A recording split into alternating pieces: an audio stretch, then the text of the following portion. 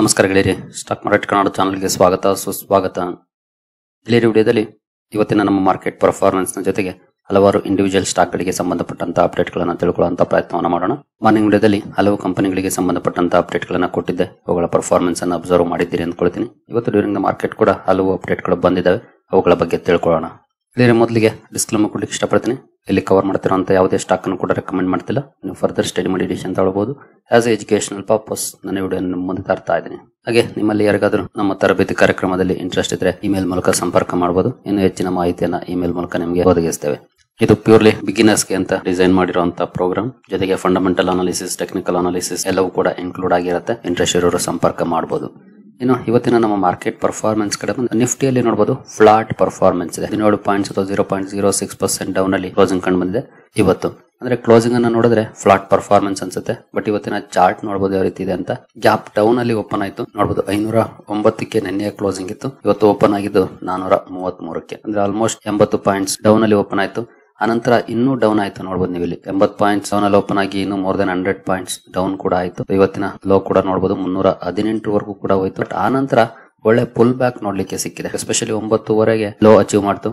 ಆನಂತರ ಒಳ್ಳೆ pull back ನೋಡ್ಲಿಕ್ಕೆ ಸಿಕ್ತು. ಕೊನೆಯಲ್ಲಿ ಒಂದಷ್ಟು ಪಾಸಿಟಿವ್ ಕೂಡ ಆಯ್ತು, ಬಟ್ ಸಸ್ಟೈನ್ ಆಗ್ಲಿಲ್ಲ, ಕೆಳಗಡೆ ಹೋಯ್ತು. ಮತ್ತೆ ಒಂದಷ್ಟು ಪಾಸಿಟಿವ್ ಬಂತು, ಮತ್ತೆ ಡೌನ್ ಆಯ್ತು, ಮತ್ತೆ ಸ್ವಲ್ಪ ಅಪ್ ಆಗಿ ಫ್ಲಾಟ್ ಆಗಿ ಕ್ಲೋಸಿಂಗ್ ಅನ್ನ ಕೊಟ್ಟಿದೆ. ಓವರ್ ಆಲ್ ವಾಲಟಿಲಿಟಿ ಇದೆ, but end of the day ಒಳ್ಳೆ ರಿಕವರಿಯನ್ನು ಕೂಡ ನಮ್ಮ ಮಾರ್ಕೆಟ್ ಮಾಡಿದೆ ಇವತ್ತು. ಇನ್ನು ಸೆನ್ಸೆಕ್ಸ್ ಕಡೆ ಬಂದ್ರೆ ಇಲ್ಲಿ ಕೂಡ ನೋಡಬಹುದು 94 ಪಾಯಿಂಟ್ಸ್ ಅಥವಾ 0.1% ಡೌನ್ ಪರ್ಫಾರ್ಮೆನ್ಸ್ ಇದೆ. ಬಟ್ ಸೇಮ್ ಚಾರ್ಟ್ ಪ್ಯಾಟರ್ನ್ ಇಲ್ಲೂ ಕೂಡ ನಮಗೆ ನೋಡ್ಲಿಕ್ಕೆ ಸಿಗುತ್ತೆ.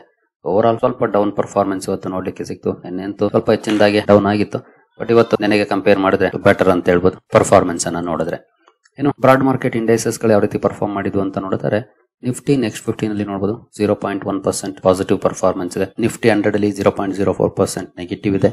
ನಿಫ್ಟಿ 200 0.08% ಪಾಸಿಟಿವ್ ಇದೆ. ನಿಫ್ಟಿ 500 0.04% ಪಾಸಿಟಿವ್ ಇದೆ. ಅಂದ್ರೆ ಫ್ಲಾಟಿಶ್ ಪರ್ಫಾರ್ಮೆನ್ಸ್. ನಿಫ್ಟಿ 50 ಇಂದ ನಿಫ್ಟಿ 500 ವರೆಗೂ ಕೂಡ ಫ್ಲಾಟಿಶ್ ಪರ್ಫಾರ್ಮೆನ್ಸ್ ಇವತ್ತು ನೋಡ್ಲಿಕ್ಕೆ ಸಿಕ್ಕಿದೆ. ಎಲ್ಲೂ ಏನಂತ ದೊಡ್ಡ ಡೌನ್ ಫಾಲ್ ಆಗಲಿ ಅಥವಾ ದೊಡ್ಡ ಪಾಸಿಟಿವ್ ಪರ್ಫಾರ್ಮೆನ್ಸ್ ಆಗಲಿ ನೋಡ್ಲಿಕ್ಕೆ ಸಿಗಲಿಲ್ಲ.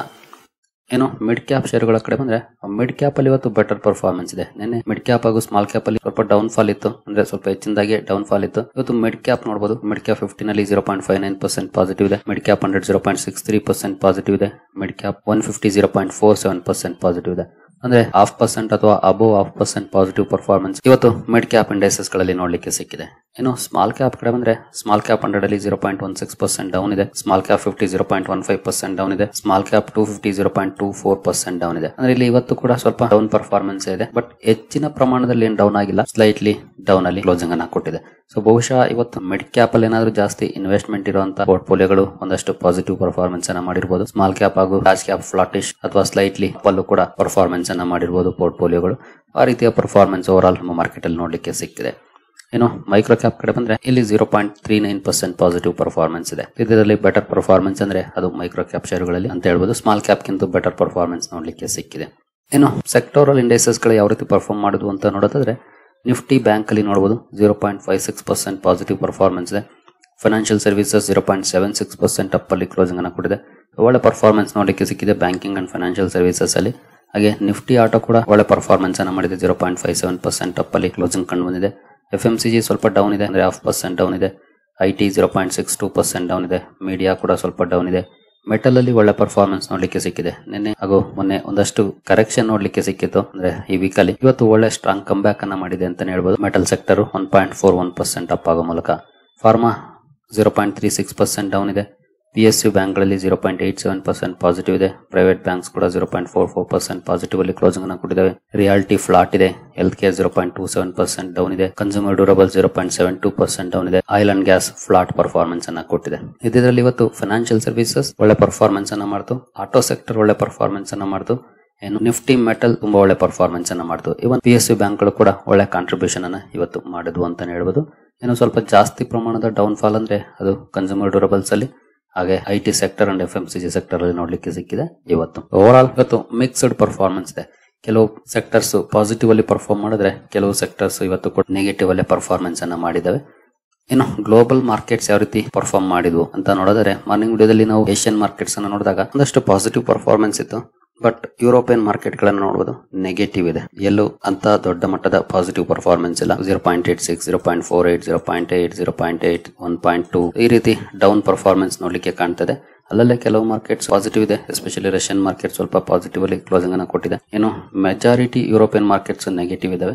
ಹಾಗೆ ಏಷ್ಯನ್ ಮಾರ್ಕೆಟ್ಸ್ ಕೂಡ ನೆಗೆಟಿವ್ ಅಲ್ಲೇ ಪರ್ಫಾರ್ಮೆನ್ಸ್ ಅನ್ನ ಮಾಡಿದೆ. ಎಲ್ಲೇನಂತ ಪಾಸಿಟಿವ್ ಪರ್ಫಾರ್ಮೆನ್ಸ್ ಇಲ್ಲ ಇವತ್ತು ಗ್ಲೋಬಲ್ ಕ್ಯೂಸ್ ಅನ್ನ ನೋಡಿದೆ. ಬಟ್ ನಮ್ಮ ಮಾರ್ಕೆಟ್ ಅಲ್ಲೂ ಕೂಡ ಅಂತ ಏನು ಪಾಸಿಟಿವ್ ಪರ್ಫಾರ್ಮೆನ್ಸ್ ಇಲ್ಲ.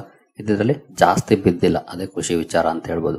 ಅಂದ್ರೆ ಓವರ್ ಆಲ್ ಗ್ಲೋಬಲ್ ಕ್ಯೂಸ್ ಕೂಡ ಅಷ್ಟೇನು ಪಾಸಿಟಿವ್ ಇರಲಿಲ್ಲ ಇವತ್ತು. ಈ ಎಲ್ಲ ಮಾರ್ಕೆಟ್ ಗಳ ಪರ್ಫಾರ್ಮೆನ್ಸ್ ಅನ್ನ ನೋಡಿದ್ರೆ ಗ್ಲೋಬಲ್ ಕ್ಯೂಸ್ ಯುರೋಪಿಯನ್ ಮಾರ್ಕೆಟ್ಸ್ ಆಗ್ಬೋದು ಅಥವಾ ಏಷ್ಯನ್ ಮಾರ್ಕೆಟ್ಸ್ ಆಗ್ಬೋದು ನೆಗೆಟಿವ್ ಟ್ರೆಂಡ್ ಅಲ್ಲೇ ಇವತ್ತು ಕಂಟಿನ್ಯೂ ಆಗಿದ್ದಾವೆ. ಇನ್ನು ಇವತ್ತಿನ ಮಾರ್ಕೆಟ್ ರಿಕವರಿಗೆ ಅಂದ್ರೆ ಡೌನ್ ಆದಂತ ಮಾರ್ಕೆಟ್ ಮತ್ತೆ ರಿಕವರಿ ಮಾಡ್ಲಿಕ್ಕೆ ಏನಾದ್ರು ಸ್ಪೆಷಲ್ ಕಾರಣಗಳಿದಾವ ಅಂತ ನೋಡೋದಾದ್ರೆ ಒಂದಷ್ಟು ವ್ಯಾಲ್ಯೂ ಬೈಯಿಂಗ್ ನೋಡ್ಲಿಕ್ಕೆ ಸಿಕ್ಕಿರಬಹುದು ಅಂತ ಹೇಳಲಾಗ್ತಿದೆ. ಅಂದ್ರೆ ಒಂದಷ್ಟು ಸ್ಟಾಕ್ ಡೌನ್ ಆಗಿದ್ದು ಲೈಕ್ ಫೈನಾನ್ಷಿಯಲ್ ಸರ್ವಿಸಸ್, ಮೆಟಲ್, ಅವುಗಳು ಲಾಸ್ಟ್ ಫ್ಯೂ ಸೆಷನ್ಸ್ ಅಲ್ಲಿ ಒಂದಷ್ಟು ಬೈಯಿಂಗ್ ಕೂಡ ನೋಡ್ಲಿಕ್ಕೆ ಸಿಕ್ಕಿದೆ. ಇವತ್ತು ವ್ಯಾಲ್ಯೂ ಬೈಯಿಂಗ್ ನೋಡ್ಲಿಕ್ಕೆ ಸಿಕ್ಕಿರಬಹುದು ಅಂತ. ಇನ್ನು Trump insert India visit, Donald Trump ಅವರು ನಿನ್ನೆ ಒಂದು ಮಾತನ್ನ ಹೇಳಿದ್ದಾರೆ. ಟ್ರೇಡ್ ಡೀಲ್ ಸದ್ಯದಲ್ಲೇ ಆಗತ್ತೆ, ಜೊತೆಗೆ ಭಾರತಕ್ಕೆ ಕೂಡ ವಿಸಿಟ್ ಮಾಡೋ ಬಗ್ಗೆ ಮಾತಾಡಿದ್ದಾರೆ ಡೊನಾಲ್ಡ್ ಟ್ರಂಪ್. ಇದು ಬಹುಶಃ ಸ್ವಲ್ಪ ಪಾಸಿಟಿವಿಟಿಯನ್ನ ತಂದಿರಬಹುದು, ಎಕ್ಸ್ಪೆಕ್ಟೇಷನ್ ಅಷ್ಟೇ.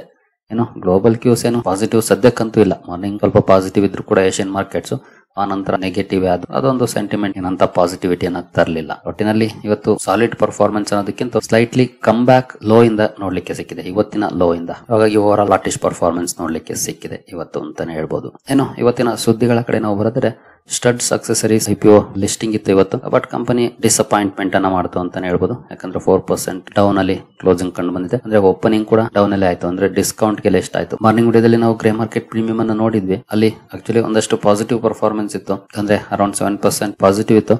ಬಟ್ 7% ಪಾಸಿಟಿವ್ ಇದ್ರು ಕೂಡ ಲಿಸ್ಟಿಂಗ್ ಏನ್ ಪಾಸಿಟಿವ್ ಆಗಲಿಲ್ಲ. 3-4% ಡೌನ್ ಅಲ್ಲಿ ಲಿಸ್ಟಿಂಗ್ ಕೂಡ ನೋಡ್ಲಿಕ್ಕೆ ಸಿಕ್ತು. ಇನ್ವೆಸ್ಟರ್ಸ್ ಗೆ ಡಿಸಪಾಯಿಂಟ್ಮೆಂಟ್ ಅನ್ನ ಮಾಡಿದೆ ಸ್ಟಡ್ ಅಕ್ಸೆಸರೀಸ್ IPO. ಇನ್ನು ಇಂಡಿವಿಜುವಲ್ ಸ್ಟಾಕ್ ಗಳ ಕಡೆ ನಾವು ಹೋದರೆ ರೈಲ್ ವಿಕಾಸ್ ನಿಗಮ್ ಲಿಮಿಟೆಡ್ ಇವತ್ತು ಫೋಕಸ್ ಅಲ್ಲಿತ್ತು. ಮಾರ್ನಿಂಗ್ ವಿಡಿಯೋದಲ್ಲಿ ಒಂದು ಸುದ್ದಿಯನ್ನು ಕೂಡ ನೋಡಿದ್ವಿ. 172 ಕೋಟಿ ಕಂಪನಿಗೆ ಆರ್ಡರ್ ಸಿಕ್ಕಿರೋ ಬಗ್ಗೆ. ಮಾರ್ನಿಂಗ್ ಸ್ವಲ್ಪ ಡೌನ್ ಪರ್ಫಾರ್ಮೆನ್ಸ್ ಬಂತು, ಬಟ್ ಸ್ಲೋಲಿ ಕಮ್ ಬ್ಯಾಕ್ ಅನ್ನ ಮಾಡಿ 0.3% ಅಪ್ ಅಲ್ಲಿ ಸ್ಟಾಕ್ ಇವತ್ತು ಕ್ಲೋಸಿಂಗ್ ಅನ್ನ ಕೊಟ್ಟಿದೆ RBNL. ನಂತರ ಭಾರತೀಯ ಏರ್ಟೆಲ್ ಫೋಕಸ್ ಅಲ್ಲಿತ್ತು. ನಿನ್ನೆ ರಾತ್ರಿ ವಿಡಿಯೋದಲ್ಲಿ ಒಂದು ಅಪ್ಡೇಟ್ ಅನ್ನ ಕಂಪನಿಗೆ ಸಂಬಂಧಪಟ್ಟಂತೆ ಕೊಟ್ಟಿದೆ. ಬಹುಶಃ ಸಿಂಗ್ಟೆಲ್ ಬ್ಲಾಕ್ ಡೀಲ್ ಮೂಲಕ ಸ್ಟೇಕ್ ಅನ್ನ ಸೇಲ್ ಮಾಡಬಹುದು ಅಂತ ಸುದ್ದಿಯನ್ನ ನೋಡಿದ್ವಿ ನಾವು. ಅದೇ ರೀತಿ ಆಗಿದೆ ನೋಡಬಹುದು. Bharti Airtel shares fall 4% as Singtel plans ₹10,300 crore stake sale. JP Morgan India Limit sole book runner. ಇಲ್ಲೂ ಕೂಡ ನೋಡಬಹುದು Singtel sells about 1.2 billion stake in Indian telco Bharti Airtel. More than 10,000 crore worth of shares ಅನ್ನ ಕಂಪನಿ ಮಾರಾಟ ಮಾಡಿದೆ. ಹಾಗಾಗಿ nearly 4.5% down ಅಲ್ಲಿ Airtel ಇವತ್ತು closing ಅನ್ನ ಕೊಟ್ಟಿದೆ. ನಂತರ ವೆಲ್ಸ್ಪನ್ ಎಂಟರ್ಪ್ರೈಸಸ್ ಕೂಡ ಫೋಕಸ್ ಅಲ್ಲಿತ್ತು. 2,000 ಚಿಲ್ಲರೆ ಕೋಟಿ ಆರ್ಡರ್ ಸಿಕ್ಕಿರೋ ಬಗ್ಗೆ ಸುದ್ದಿಯನ್ನ ಮಾರ್ನಿಂಗ್ ವಿಡಿಯೋದಲ್ಲಿ ನೋಡಿದ್ವಿ. ಇಲ್ಲೂ ಕೂಡ ಅಂತ ದೊಡ್ಡ ರಿಯಾಕ್ಷನ್ ಏನ್ ಬರಲಿಲ್ಲ. 0.36% ಅಪ್ ಸ್ಟಾಕ್ ಇವತ್ತು ಕ್ಲೋಸಿಂಗ್ ಅನ್ನ ಕೊಟ್ಟಿದೆ. ಇನ್ನು ಇನ್ಫೋಸಿಸ್ ಫೋಕಸ್ ಅಲ್ಲಿತ್ತು. ಕಾರಣ company November 14 share buy back record date ಅಂತ ಅನೌನ್ಸ್ಮೆಂಟ್ ಅನ್ನ ಮಾಡಿತ್ತು. ಸ್ಲೈಟ್ಲಿ ಅಪ್ ಅಲ್ಲಿ ಇವತ್ತು ಪರ್ಫಾರ್ಮೆನ್ಸ್ ನೋಡ್ಲಿಕ್ಕೆ ಸಿಕ್ಕಿದೆ. IT ಸೆಕ್ಟರ್ ಅಲ್ಲಿ ನೆಗೆಟಿವ್ ಪರ್ಫಾರ್ಮೆನ್ಸ್ ಬಂದ್ರು ಕೂಡ ಇನ್ಫೋಸಿಸ್ ಸ್ವಲ್ಪ ಅಪ್ ಅಲ್ಲೇ ಕ್ಲೋಸಿಂಗ್ ಅನ್ನ ಕೊಟ್ಟಿದೆ. ಇವತ್ತು ನವೆಂಬರ್ 14 ರೆಕಾರ್ಡ್ ಡೇಟ್ ಆಗಿರುತ್ತೆ. ನವೆಂಬರ್ 14ನೇ ತಾರೀಕು ಯಾರೆಲ್ಲ ಪೋರ್ಟ್ಫೋಲಿಯೋದಲ್ಲಿ ಇನ್ಫೋಸಿಸ್ ಸ್ಟಾಕ್ ಇರುತ್ತೋ ಅವರೆಲ್ಲರೂ ಕೂಡ ಬೈ ಬ್ಯಾಕ್ ಅಲ್ಲಿ ಪಾರ್ಟಿಸಿಪೇಟ್ ಮಾಡ್ಲಿಕ್ಕೆ ಅವಕಾಶ ಇರುತ್ತೆ. ಇನ್ನು ಇವತ್ತು ಕ್ಯಾಪಿಟಲ್ ಮಾರ್ಕೆಟ್ ಥೀಮ್ ಗೆ ಸಂಬಂಧಪಟ್ಟಂತಹ ಷೇರುಗಳಲ್ಲಿ ಒಂದಷ್ಟು ಪಾಸಿಟಿವ್ ಪರ್ಫಾರ್ಮೆನ್ಸ್ ನೋಡ್ಲಿಕ್ಕೆ ಸಿಕ್ಕಿದೆ. ಅದಕ್ಕೆ ಪ್ರಮುಖ ಕಾರಣ ಅಂತಂದ್ರೆ ನಿನ್ನೆ ಬಂದಂತ ಒಂದು ಸುದ್ದಿ. ನಿನ್ನೆ ರಾತ್ರಿಯ ವಿಡಿಯೋದಲ್ಲಿ ಈ ಬಗ್ಗೆ ನಾನು ಅಪ್ಡೇಟ್ ಅನ್ನು ಕೊಟ್ಟಿದ್ದೆ. ನಿರ್ಮಲಾ ಸೀತಾರಾಮನ್ ಅವರು F&O ಬಗ್ಗೆ ಮಾತಾಡಿದ್ರು. F&O ಏನಿದೆ ಇದನ್ನ ಸ್ಟಾಪ್ ಮಾಡೋದಕ್ಕಲ್ಲ ಸರ್ಕಾರ ಇರೋದು ಅನ್ನುವಂತ ಮಾತನ್ನ ಹೇಳಿದ್ರು SBI ಕಾನ್ಕ್ಲೇವ್ ಅಲ್ಲಿ. ಹಾಗಾಗಿ ಅದು ಒಂದಷ್ಟು ಪಾಸಿಟಿವಿಟಿಯನ್ನ ತಂದ್ಕೊಡುತ್ತೆ. BSE ಹಾಗೂ ಅದರ ಕ್ಯಾಪಿಟಲ್ ಮಾರ್ಕೆಟ್ ರಿಲೇಟೆಡ್ ಸ್ಟಾಕ್ ಗಳು, ಎಸ್ಪೆಷಲಿ BSE ಆಗ್ಬೋದು, ಏಂಜಲ್ ಒನ್ ಆಗ್ಬೋದು, CDSL ಆಗ್ಬೋದು, ಇವೆಲ್ಲವೂ ಕೂಡ ಕ್ಯಾಪಿಟಲ್ ಮಾರ್ಕೆಟ್ ಗೆ ಸಂಬಂಧಪಟ್ಟಂತಹ ಷೇರುಗಳು. ಇವನ್ AMC companies, CDSL, BSE, angel one ಇಲ್ಲೆಲ್ಲ ಒಳ್ಳೆ ಪರ್ಫಾರ್ಮೆನ್ಸ್ ನೋಡ್ಲಿಕ್ಕೆ ಸಿಕ್ಕಿದೆ. ಅದಕ್ಕೆ ಪ್ರಮುಖ ಕಾರಣ F&O ಗೆ ಸಂಬಂಧಪಟ್ಟಂತೆ ಫೈನಾನ್ಸ್ ಮಿನಿಸ್ಟರ್ ಇಂದ ಬಂದಂತ ಕಮೆಂಟ್ರಿ. ಇನ್ ಕೇಸ್ ಇದ್ರ ಬಗ್ಗೆ ಗೊತ್ತಿಲ್ಲ ಅಂದ್ರೆ ನಿನ್ನೆ ರಾತ್ರಿ ವಿಡಿಯೋನ ಒಂದ್ಸಲ ನೋಡಿ. ಅದರಲ್ಲಿ ನಿರ್ಮಲಾ ಸೀತಾರಾಮನ್ ಅವರು ಏನ್ ಹೇಳಿದ್ದಾರೆ ಅನ್ನೋದನ್ನ ಈಗಾಗಲೇ ಕವರ್ ಮಾಡಿದೆ ನಿನ್ನೆ ರಾತ್ರಿನೇ. ಇನ್ನು ಇವತ್ತಿನ ಆರ್ಡರ್ ಅಪ್ಡೇಟ್ ಗಳ ಕಡೆ ಬಂದ್ರೆ ರಿಫೆಕ್ಸ್ ಇಂಡಸ್ಟ್ರೀಸ್ ಇವತ್ತು ಫೋಕಸ್ ಅಲ್ಲಿತ್ತು. ಕಂಪನಿ ಒಂದು ಅಪ್ಡೇಟ್ ಅನ್ನ ಕೊಟ್ಟಿದೆ. ನೋಡಬಹುದು 30 ಕೋಟಿ ಆರ್ಡರ್ ಕಂಪನಿಗೆ ಸಿಕ್ಕ ಮೇಜರ್ ಪವರ್ ಪ್ರೊಡ್ಯೂಸರ್ ಇಂದ ಸಿಕ್ಕಿರುವಂತ ಆರ್ಡರ್ ಇದು. ಈ ಸುದ್ದಿ ಕಾರಣಕ್ಕೆ ರಿಫೆಕ್ಸ್ ಇಂಡಸ್ಟ್ರೀಸ್ ಫೋಕಸ್ ಅಲ್ಲಿತ್ತು. ನಂತರ ರೈಲ್ಟೆಲ್ ಕೂಡ ಫೋಕಸ್ ಅಲ್ಲಿತ್ತು. ಕಾರಣ ಕಂಪನಿಗೆ 2 ಆರ್ಡರ್ ಸಿಕ್ಕಿದೆ. ಮಲ್ಟಿಪಲ್ ಆರ್ಡರ್ಸ್ ಅಂತಾನೆ ಹೇಳ್ಬೋದು. ಒಂದು 13 ಕೋಟಿ ಆರ್ಡರ್ ಅಥವಾ ನಿಯರ್ಲಿ 14 ಕೋಟಿ ಆರ್ಡರ್, ಇನ್ನೊಂದು ನೋಡಬಹುದು 65 ಕೋಟಿ ಆರ್ಡರ್. ಈ 2 ಆರ್ಡರ್ಸ್ ನ ಕಾರಣಕ್ಕೆ ಸ್ಟಾಕ್ ಇವತ್ತು ಫೋಕಸ್ ಅಲ್ಲಿತ್ತು ರೈಲ್ಟೆಲ್.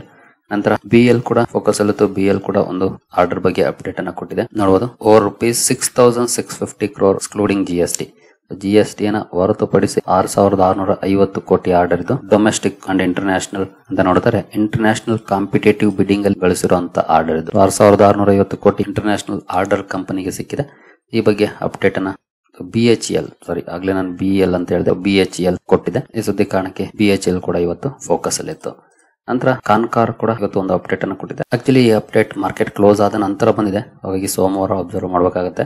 ನಿಯರ್ಲಿ 158 ಕೋಟಿ ಆರ್ಡರ್ ನ ಕಂಪನಿ ಪಡ್ಕೊಂಡಿದೆ. ಕಾನ್ಕಾರ್ ಅಥವಾ ಕಂಟೈನರ್ ಕಾರ್ಪೊರೇಷನ್ ಆಫ್ ಇಂಡಿಯಾ. ನೋಡೋಣ ಸೋಮವಾರ ಸ್ಟಾಕ್ ಅನ್ನ ವಾಚ್ ಮಾಡಬಹುದು. BHEL ಅಂತ ಒಳ್ಳೆ ಆರ್ಡರ್ ಅನ್ನ ಪಡ್ಕೊಂಡಿದೆ. ಸ್ಟಾಕ್ ಅಲ್ಲೂ ಕೂಡ ಡೀಸೆಂಟ್ ಪರ್ಫಾರ್ಮೆನ್ಸ್ ನೋಡ್ಲಿಕ್ಕೆ ಸಿಕ್ಕಿದೆ ಇವತ್ತು. ಸರಿ ಗೆಳೆಯರಿ, ಈ ಎಲ್ಲ ಅಪ್ಡೇಟ್ಸ್ ನಿಮ್ಗೆ ಇಷ್ಟ ಆಗಿದೆ ಅನ್ಕೊಳ್ತೀನಿ. ಮುಂದಿನ ವಿಡಿಯೋದಲ್ಲಿ ಸಿಗೋಣ. ಅಲ್ಲಿವರೆಗೂ ಜೈ ಹಿಂದ್, ಜೈ ಕರ್ನಾಟಕ.